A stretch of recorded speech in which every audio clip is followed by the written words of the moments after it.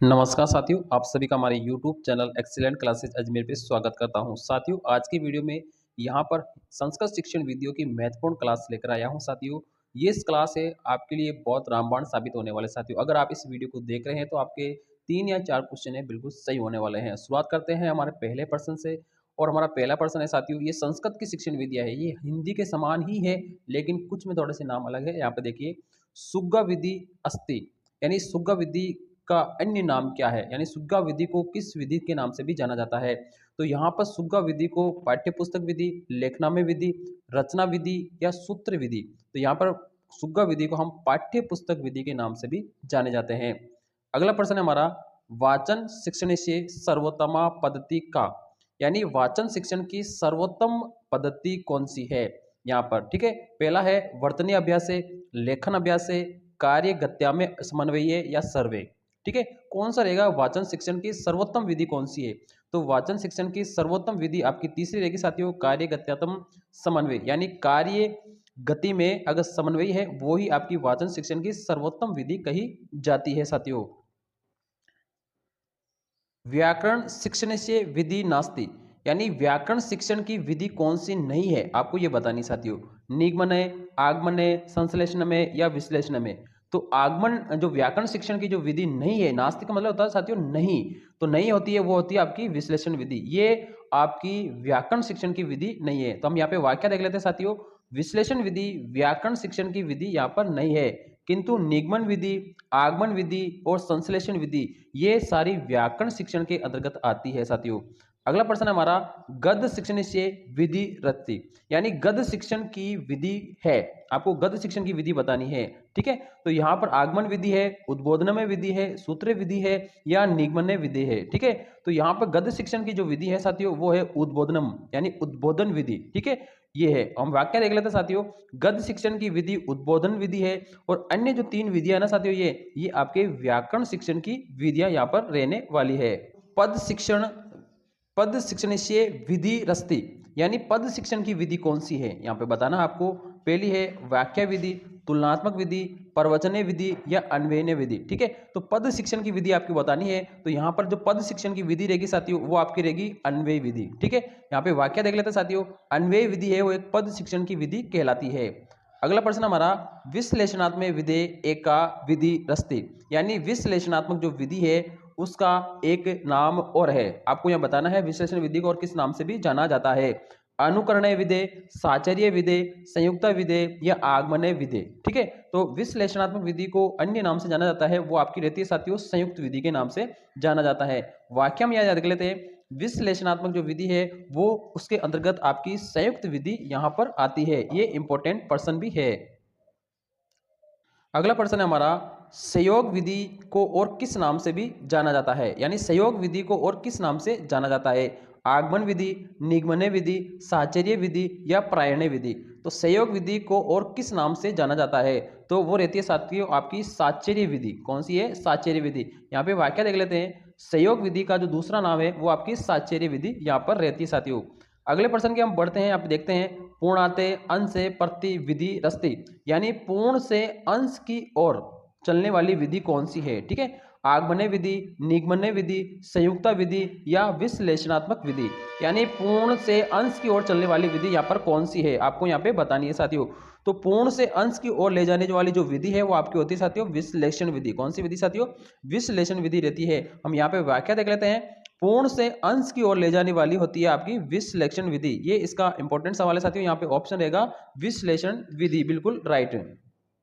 जो अज्ञात ज्ञातम प्रति कस्मिने विधि वर्तते, यानी अज्ञात से ज्ञात की ओर किस विधि के अंतर्गत आता है। ठीक है, अज्ञात से ज्ञात की ओर, निगमनीय विधो, साचर्य विधो, आगमनीय विधो या समवाय विधो। तो यहाँ पे कह रहा है अज्ञात से ज्ञात की ओर किस विधि में चलते हैं, तो ये जो विधि रहती है साथियों ये रहती है आपकी विगमन विधि। निगमन विधि में ही अज्ञात से ज्ञात की ओर होती है, जबकि आगमन विधि में हम ज्ञात से अज्ञात की ओर यहाँ पर चलते हैं। वाक्य देख लेते हैं साथियों हिंदी में, अज्ञात से ज्ञात की ओर जाना ये निगमन विधि में होता है। अगला प्रश्न है हमारा साथियों यहाँ पे, नाटक शिक्षण से प्रमुख विधि अस्ति, यानी नाटक शिक्षण की प्रमुख विधि कौन सी है। कक्षा अभिनय विधि, आदर्श अभिनय विधि या वाक्य विधि, यहाँ पे सर्वे। तो नाटक शिक्षण की विधि आपको बतानी है साथियों, तो इसका बिल्कुल सही जवाब रहेगा नाटक शिक्षण की जो प्रमुख विधि होती है वो आपकी रहती है आदर्श अभिनय विधि। यहाँ पर ये नाटक शिक्षण की प्रमुख विधि रहती है। व्याकरण शिक्षणस्य प्रमुखा विधि संति, यानी व्याकरण शिक्षण की प्रमुख विधि है, यहाँ पर बतानी है साथियों आपको।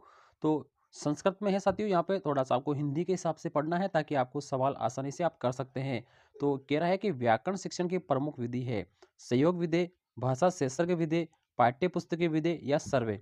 तो यहाँ पर कौन सा जवाब रहेगा साथियों, ठीक है। तो व्याकरण शिक्षण की जो प्रमुख विधियां है ना, ये सभी रहेगी साथियों। यहाँ पर व्याख्या देख लेते हैं।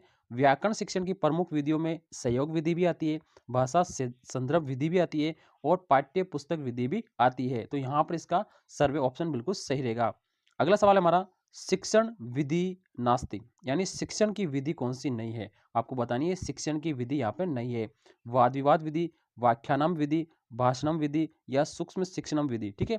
तो यहाँ पर शिक्षण विधि नहीं है। देखो वाद विवाद होती है, व्याख्यानम विधि होती है, भाषणम होती है, लेकिन सूक्ष्म शिक्षण है ना, ये कोई भी शिक्षण की विधि यहाँ पर नहीं रहती साथियों। हम यहाँ पे वाक्य देख लेते हैं। वाक्य में सूक्ष्म शिक्षण विधियों के अंतर्गत यहाँ पर नहीं आता है। सूक्ष्म शिक्षण है ना, विधियों के अंतर्गत नहीं आता है, अपितु वाद विवाद है, व्याख्यान है और भाषण है, ये सभी शिक्षण विधियों के अंतर्गत यहाँ पर आते हैं। तो इसका बिल्कुल सही जवाब आपका रहेगा साथियों, चौथा बिल्कुल सही जवाब। किम विधेयम भवता यदि छात्रे अनुशासित, कह रहा साथी प्रश्न है, यदि छात्र अनुशासित नहीं होते हैं तो क्या करना चाहिए, ठीक है। तो पहला ऑप्शन है तदे उदाहरण स्पष्टीकरण, यानी उदाहरण देना चाहिए। अनुशासन से महत्व बोध, अनुशासन का महत्व बताना चाहिए। अनुशासन जने प्रेरणा स्वीकार्य, अनुशासन को प्रेरणा के हिसाब से स्वीकार करे। या किम्पी नेवे करिए, या कुछ भी नहीं करना चाहिए। तो यहाँ पर अगर छात्र अनुशासित नहीं है तो आपको क्या करना चाहिए, तो इसका दूसरा ऑप्शन बताते रहेगा कि अनुशासन का महत्व का उन्हें बोध कराना चाहिए, तभी छात्र अनुशासित रहेंगे। वाक्य हम देख लेते हैं। यदि छात्र अनुशासित नहीं होते हैं तो उन्हें अनुशासन के महत्व का बोध कराना चाहिए। यहाँ पर यह इंपॉर्टेंट रहेगा साथियों। हर बटिए पंचाध्याय विकसितम रूपम अस्ति, यानी ये कह रहा है कि हर बट की पंचपदीय विकसित रूप क्या है। हर बट की जो पंचपदीय प्रणाली है उसका विकसित रूप कौन सा है। व्याख्या विधि है, मूल्यांकन विधि है, प्रश्नोत्तर विधि है या पाठशाला विधि है। तो हर्बर्ट की पंचपदीय जो विधि है उसका दूसरा नाम क्या है, जो विकसित रूप है वो आपका होता है साथियों मूल्यांकन विधि है। वाक्य हम देख लेते हैं साथियों। हर्बर्ट की पंचपदी एक नवीन विधि है और जिसका विकसित रूप है ना वो मूल्यांकन विधि को माना गया है। हर्बर्टीय पंचपदी पाठ योजना में इसको प्रयोग किया जाता है, यानी हर्बर्ट की जो पंचपदीय प्रणाली है उसका पाठ योजना में ही हम क्या करते हैं साथियों, प्रयोग करते हैं साथियों। अगले प्रश्न की बात करते हैं साथियों। कविता शिक्षण प्रारंभिक कक्षा तो उत्तमो विधि है, यानी कविता शिक्षण की प्रारंभिक कक्षा में उत्तम विधि कौन सी रहेगी। यानी कविता शिक्षण की ऐसी कौन सी विधि है जो प्रारंभिक कक्षाओं में सबसे उत्तम रहती है। भाषानुवाद विधि, गीत नाट्य विधि, व्याख्या विधि या दंडान्वय विधि, ठीक है। तो कविता शिक्षण की जो प्रारंभिक कक्षाओं के लिए उत्तम विधि रहती है वो आपके साथ और दंडान्वय विधि रहती है। ये बिल्कुल सही ऑप्शन रहेगा और ये पद शिक्षण की यहाँ पर विधि है और दंडान्वय में वाक्य की बात यहाँ पर की जाती है साथियों। संस्कृत भाषा संस्कृत भाषा शिक्षणे अनुवादे अनुवाद विधि के उच्चयते, ठीक है। तो यहाँ पे संस्कृत भाषा शिक्षणे अनुवाद की विधि को क्या कहा जाता है। तो सूत्र विधि कहा जाएगा, व्याकरण विधि कहा जाएगा, भंडार के विधि कहा जाएगा या प्रायण विधि कहा जाएगा। तो संस्कृत भाषा में शिक्षण में अनुवाद विधि को और किस नाम से हम कहते हैं साथियों, तो इसका बिल्कुल सही जाता है, इसको भंडारकर विधि के नाम से भी जाते हैं। तो यहाँ पर व्याकरण अनुवाद विधि को भंडारकर विधि भी कहते हैं और इसके प्रवर्तक आपके रामकृष्ण गोपाल भंडारकर यहाँ पर थे साथियों। अगला प्रश्न है हमारा, संस्कृत शिक्षण प्रत्यक्ष विधि प्रयोग में के कर्तव्यान, यानी संस्कृत शिक्षण की जो प्रत्यक्ष विधि है उसका प्रयोग है ना वो सबसे पहले किसने किया था। स्टीव मोदी ने किया है, बेस्ट मोदी ने किया है, मैकडवल ने मोदी ने कहा है या पीपी वोकिल मोदी ने यहाँ पे क्या है। तो प्रत्यक्ष विधि है वो भाषा से भाषा के अंदर होती है और इसका जो जो प्रयोग क्या है साथियों वो आपके वोकिल मोदी ने किया है। इसका चौथा ऑप्शन बिल्कुल सही जवाब रहेगा। प्रत्यक्ष विधि किम ने क्रियते, यानी प्रत्यक्ष विधि में क्या नहीं किया जाता है। तो यहाँ पर पहला ऑप्शन है व्याकरण से शिक्षणम, पुस्तक से प्रयोगम, मातृभाषा या प्रयोगम या दृश्य श्रव्य साधना में प्रयोग, ठीक है। तो यहाँ पे प्रत्यक्ष विधि में किसका प्रयोग यहाँ पे नहीं किया जाता है। तो इसका बिल्कुल सही जो जवाब रहेगा साथियों, यहाँ पर इसका सही जवाब रहेगा साथियों, प्रत्यक्ष विधि में किसका प्रयोग यहाँ पर नहीं किया जाता है। तो प्रत्यक्ष विधि एक क्या होती है, नवीन विधि होती है। क्या, प्रत्यक्ष विधि एक नवीन है जिसमें संस्कृत से संस्कृत में शिक्षण होता है और इसके प्रवर्तक कौन है? वोकिल महोदय साथियों। तो इसका सही जवाब रहेगा साथियों पुस्तकमें प्रयोगम। ये बिल्कुल सही रहेगा साथियों इसका जवाब। अगला सवाल हमारा साथियों, व्याकरण शिक्षण से सर्वाधिक को उपयुक्त विधि मान्यते, यानी व्याकरण शिक्षण में सर्वाधिक उपयुक्त विधि किसको माना यहाँ पे जाता है साथियों? पाठ्य पुस्तक विधि, अनुवाद विधि, आगमन निगमन विधि या मौखिक विधि। ठीक है, तो यहाँ पर जो सर्वश्रेष्ठ विधि रहती है साथियों वो व्याकरण शिक्षण में सर्वाधिक उपयुक्त विधि जो माना जाता है वो रहती है साथियों आगमन विधि। ये इसका बिल्कुल सही जवाब हमारा रहेगा। क्या है? पद शिक्षण से विधि रस्ती, यानी पद शिक्षण की विधि कौन सी? पद शिक्षण में किसका प्रयोग हम करते हैं? वाक्य प्रयोग, गहन पठनम, भाष्य विधि या अनुलेखनम। ठीक है, तो पद शिक्षण में किस विधि को काम में लेते हैं साथियों? तो यहाँ पर इसका बिल्कुल सही जवाब रहेगा भाष्य विधि, यानी भाष्य विधि या व्यास विधि पद शिक्षण की विधि है और ये तुलना और समीक्षा विधि का क्या है? एकीकृत रूप है। तो इसका बिल्कुल सही जवाब रहेगा आपको भाष्य विधि। अगला सवाल हमारा, दंडान्वय विधो दंडे कस्य सूचके, यानी दंडान्वय विधि के अंदर जो दंड शब्द है ना वो किसका सूचक होता है? शब्द से, अर्थ से, लंगुट से या वाक्य से? ये तो किसका शब्द होता है? तो ये वाक्य से का सूचक होता है साथियों। वाक्य हम देख लेते हैं, दंडान्वय विधि पद शिक्षण की विधि है, उसमें दंड है ना वो वाक्य का प्रतीक होता है। विधि व्याकरण पर आधारित होती है, इंपॉर्टेंट विधि है साथियों। यहाँ पर अनुवाद शिक्षणेषु उद्देश्य मस्ती, यानी अनुवाद शिक्षण का उद्देश्य है। ठीक है, अनुवाद शिक्षण का उद्देश्य क्या है? ठीक है, छात्रेषु संस्कृत लेखनस्य योग्यतानाम उत्पादनम, छात्राणाम शब्द भंडारस्य अभिवर्धनम, शब्दकोशस्य अभिवर्धने वर्धनम। ठीक है, तो ये कह रहा है कि अनुवाद शिक्षण का उद्देश्य ना वो क्या होता है? ठीक है, तो छात्रेषु संस्कृत लेखनस्य, यानी छात्रों के संस्कृत लेखन की योग्यता के उत्पादन में होता है, बिल्कुल सही है। छात्रों के शब्द भंडार में अभिवृद्धि में भी होता है, शब्दकोश में वृद्धि के लिए भी होता है। तो यहाँ पे सर्वमपि बिल्कुल इसका राइट आंसर रहेगा साथियों। हम वाक्य भी देख लेते हैं, अनुवाद शिक्षण का उद्देश्य छात्रों में संस्कृत लेखन की योग्यता, शब्द भंडार में वृद्धि या शब्दकोश में वृद्धि, ये तीनों ही ऑप्शन इसमें बिल्कुल सही रहेंगे साथियों। अगला प्रश्न भी यही देख लेते हैं, निम्नलिखितेषु पठन शिक्षण से विधि का नास्ति। ठीक है, तो निम्नलिखित में पठन शिक्षण की विधि नहीं है, नास्तिक आपको यहाँ ध्यान रखना है, अस्थि और नास्ति में जरूर ध्यान रखना है, विधि नहीं है। तो पठन शिक्षण की विधि यहाँ पे नहीं आपको बतानी है, चित्र विधि, वर्णोच्चारण विधि, ठीक है, अनुकरण विधि या प्रश्नोत्तर विधि। ठीक है, तो पठन शिक्षण की जो विधि रहेगी ना वो आपकी नहीं रहेगी, वो रहेगी प्रश्नोत्तर विधि। ये पठन शिक्षण के अंतर्गत नहीं आती है। प्रश्नोत्तर जो विधि है साथियों ये तो श्रवण कौशल की विधि यहाँ पे मानी जाती है। तो इसका राइट आंसर आपका चौथा बिल्कुल सही रहेगा। निम्नलिखितेषु अनुवादस्य रूपे नास्ति, यानी निम्नलिखित में अनुवाद का रूप नहीं है, आपको बताना अनुवाद का रूप नहीं है। अक्षरस्थ अनुवादे, से ग्रंथ अनुवादे, छाया अनुवादे या तथ्य अनुवादे। ठीक है, तो अनुवाद का रूप यहाँ पे नहीं है। तो आपका देखो अनुवाद तीन प्रकार का होता है। ठीक है, तो पहला अक्षरस्थ होता है, तो ये तो होता है साथियों। ठीक है, तथ्य अनुवाद भी होता है, तो तथ्य अनुवाद भी होता है साथियों। छाया अनुवाद भी होता है, तो यहाँ पर से ग्रंथ अनुवाद यहाँ पे नहीं रहेगा, ये आपका बिल्कुल गलत रहेगा, ये नहीं रहेंगे, बाकी तीन आपके बिल्कुल सही रहेंगे। अगला प्रश्न है, नवीन शिक्षण पद्धत्याम व्याकरण शिक्षण से सर्वाधिक उपयुक्त विधि मान्यते, यानी नवीन शिक्षण पद्धतियों में व्याकरण शिक्षण की सर्वाधिक उपयुक्त विधि किसे माना जाता है? ठीक है, तो यहाँ पर पारायण विधि को, सूत्र कंठस्थीकरण विधि को, आगमन निगमन विधि को या अर्थवोधन विधि को, अर्थ अवलोकन विधि को। ठीक है, तो यहाँ पे नवीन शिक्षण पद्धति में व्याकरण शिक्षण की सर्वाधिक उपयुक्त विधि वो रहती है साथियों आपकी आगमन निगमन विधि, और ये विधि व्याकरण की श्रेष्ठ विधि भी मानी जाती है और निगमन विधि का ये विस्तृत रूप भी माना जाता है। तो इसका बिल्कुल सही जवाब रहेगा पद शिक्षण से प्रमुख के अंगम विधि। ठीक है, तो पद शिक्षण की प्रमुख अंग क्या है? पद शिक्षण विधि का प्रमुख अंग आपको बताना है। भावबोध होता है, शब्दार्थ बोध होता है, सरलार्थ बोध होता है या पठन बोध होता है। ठीक है, तो पद शिक्षण का जो प्रमुख अंग है ना वो आपका भावबोध होता है। क्या होता है साथियों? भावबोध होता है। यहाँ पर वाक्य हम देख लेते हैं, रसानुभूति, भावानुभूति या काव्य सौंदर्य की अनुभूति, यानी ये केवल पद शिक्षण के प्रमुख अंग या उद्देश्य माने जाते हैं। ठीक है, तो इसका पहला ऑप्शन है बिल्कुल सही जवाब रहेगा।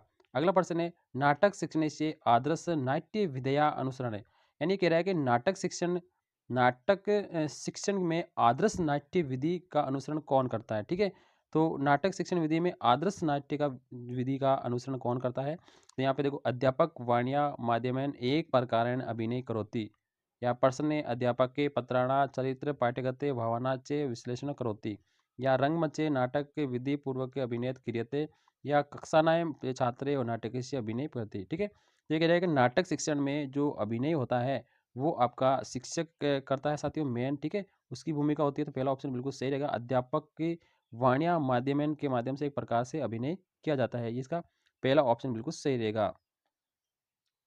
परवचन विधि, परवचन विधि उपयोगे सार्थक अस्ति, यानी कह रहा है कि परवचन विधि का उपयोग है ना वो सबसे अच्छा सार्थक कब रहता है, कौन से स्तर के लिए सार्थक रहता है, प्राथमिक स्तर, उच्च प्राथमिक स्तर, माध्यमिक स्तर या उच्च माध्यमिक स्तर, ठीक है। तो परवचन विधि का उपयोग है ना वो सार्थक कब होता है, वो रहता है साथियों उच्च माध्यमिक स्तर में, ठीक है।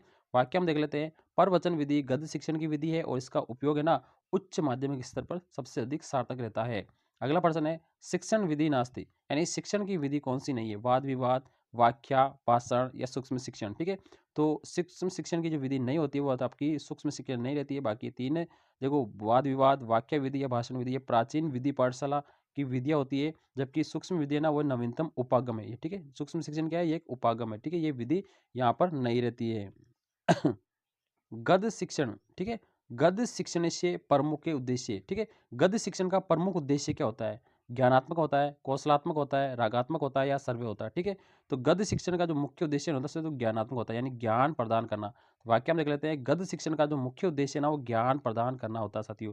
अगला प्रश्न है, आचार्य भट्टानुसार नाटक मंचन से सीखने से चे प्रमुख उद्देश्य मस्ती। तो आचार्य भट्ट अनुसार नाटक मंचन का जो शिक्षण है ना उसका प्रमुख उद्देश्य क्या होता है, विनोद जनम, हितोपदेश जननम, विश्रांति जननम या एतादराणी शरण, ठीक है। तो यहाँ पर कौन सा ऑप्शन बिल्कुल सही रहेगा साथियों, ठीक है। तो यहाँ पर हम वाक्य देख लेते हैं पहले। भरत मुनि ने नाटक के तीन उद्देश्य माने हैं, ठीक है, हितोपदेशनम, विश्रांति प्रदनम, ठीक है, और विनोदनम, ठीक है। तो यहाँ पर देखो, हितो ये सारे रहेंगे, लेकिन एतानी सर्व ये तीनों ही रहेंगे, बिल्कुल सही रहेंगे, ये तीनों ही ऑप्शन इसके अंदर रहेंगे, ठीक है। हितोपदेश जन्म का मतलब होता है व्यक्ति और समाज के लिए कल्याणकारी उपदेश, विश्रांति जन्म का मतलब होता है व्यक्ति और समाज में शांति प्रदान करना, और विनोद जन्म का मतलब होता है सभी का मनोरंजन करना। तो यहाँ पे एतानी सर्वाणी का मतलब सभी बिल्कुल सही जवाब रहेंगे। कस्मिने विदो प्रश्ना विषयाधारिता भवन्ति, यानी कह रहा है कि किस विधि में प्रश्नों के विषय पर आधारित होती है, खंडान्वय विधि, दंडान्वय विधि, भाषानुवाद विधि या एक और दो दोनों, ठीक है। तो यहाँ पर खंडान्वय विधि और दंडान्वय विधि दोनों है ना प्रश्नों की विषय पर आधारित होती है, बिल्कुल सही जवाब रहेगा। यहाँ पे लिखा है खंडान्वय पद शिक्षण की विधि है और इस विधि में प्रश्न श्लोक की विषय वस्तु पर आधारित और साहित्य पर आधारित होते हैं। तो यहाँ पर ये इसका पहला देखो हिसाब से कौन सा ऑप्शन है, थोड़ा सा एक बार इसमें है आपका खंडानवे विधि रहेगा, ठीक है। यहाँ पे सॉरी है आपके, ये मैंने गलत बता दिया आपको, यहाँ पर किस विधि में जो विषय आधारित साहित्य होता है यहाँ पे, ठीक है। तो ये इसका खंडानवे विधि में होता है। तो हम वाक्य दोबारा देख लेते हैं। खंडानवे जो विधि है वो पद शिक्षण की विधि है और इस विधि में प्रश्न श्लोके की विषय वस्तु पर आधारित या साहित्य पर आधारित होते हैं। अगला प्रश्न है हमारा, पद शिक्षण अन्वय कितनी भी विधि में प्राप्त है, यानी पद शिक्षण की अन्वय में कितनी विधियों को प्राप्त किया जा सकता है, ठीक है। त्रिवी विधि, द्विव्य विधि, एकनव्य विधि या बहुनिवि विधि, ठीक है। तो यहाँ पर इसे में दो विधियों को प्राप्त किया जा सकता है। अब यहाँ पे वाक्य देख लेते हैं। पद शिक्षण में अन्वय दो प्रकार का होता है। अन्वय कितने प्रकार का होता है, दो प्रकार का होता है, ठीक है। एक दंडान्वय होता है, ठीक है, और एक खंडान्वय होता है, ठीक है। यहाँ पे दो प्रकार और दंडान्वय क्या होता है, व्याकरण पर आधारित होता है, और खंडान्वय है ना वो साहित्य पर आधारित होता है। तो ये साथियों आपको मोस्ट लगा सकते हैं, ये इंपॉर्टेंट वेरी मोस्ट सवाल भी है। पाश्चात्य परंपरायण शिक्षण विधि, यानी कह रहा है कि पाश्चात्य परंपरा की शिक्षण विधि कौन सी है, भंडारकर विधि, व्याकरण अनुवाद विधि, अभिनय विधि या एक और दो दोनों। तो यहाँ पे भंडारकर और व्याकरण ये दोनों ही क्या है, पाश्चात्य परंपरा की शिक्षण विधियां है, ठीक है। वाक्य हम देख लेते हैं। पाठशाला विधि और व्याकरण अनुवाद जो विधि है, यानी इसका दूसरा नाम है भंडारकर विधि, ये पाश्चात्य या प्राचीन विधियां यहाँ पे मानी गई है। अगला प्रश्न है यहाँ पे साथियों, भाषा शिक्षण से श्रेष्ठ विधि, यानी भाषा शिक्षण की श्रेष्ठ विधि कौन सी है, प्रत्यक्ष विधि है, निर्बाध विधि है, मातृ विधि या एत्य सर्वे, ठीक है। तो यहाँ पर साथियों देखिए, तो भाषा शिक्षण की जो श्रेष्ठ विधि रहती है ना, यहाँ पर ये चारों ही रहेगी साथियों, ठीक है, प्रत्यक्ष विधि, निर्बाध विधि और मातृ विधि। यहाँ पे प्रत्यक्ष विधि वकील महोदय ने दी है साथियों, ठीक है, और निर्बाध विधि और मातृ विधि है ना इसके ही केवल नाम है, ठीक है। और ये संस्कृत से संस्करण में इसको क्या कहता है, उपयोग यहाँ पे किया जाता है। प्राथमिक स्तरीय भाषा शिक्षण से मौखिक विधि अप्रूव, यानी प्राथमिक स्तर पर भाषा शिक्षण का मौखिक विधि रूप क्या रहता है साथियों, प्रत्यक्ष विधि में, आगमन विधि में, निगमन विधि में या आगमन निगमन विधि के अंदर। कह रहा है कि प्राथमिक स्तर पर भाषा शिक्षण की मौखिक विधि का दूसरा रूप कौन सा रहेगा? तो ये आपका रहेगा साथियों प्रत्यक्ष विधि। क्या रहेगा साथियों? प्रत्यक्ष विधि। हम वाक्य देख लेते हैं। प्राथमिक स्तर पर भाषा शिक्षण की मौखिक विधि का दूसरा रूप है, वो आपकी प्रत्यक्ष विधि रहती है। और आज का अंतिम सवाल है साथियों, प्रायोजना विधि के प्रवर्तक कौन है? किलपेट्रिक महोदय, हर्बर्ट महोदय, स्किनर महोदय या जॉन डीवी महोदय? ठीक है, तो प्रायोजना विधि के जो प्रवर्तक माने जाते हैं साथियों, वो आपके किलपेट्रिक महोदय माने जाते हैं। ये इंपॉर्टेंट सवाल है साथियों। ये संस्कृत शिक्षण विधियों के इंपॉर्टेंट सवाल की क्लास थी साथियों। कैसी लगी वीडियो को? लाइक, चैनल को सब्सक्राइब जरूर करें। थैंक यू, धन्यवाद।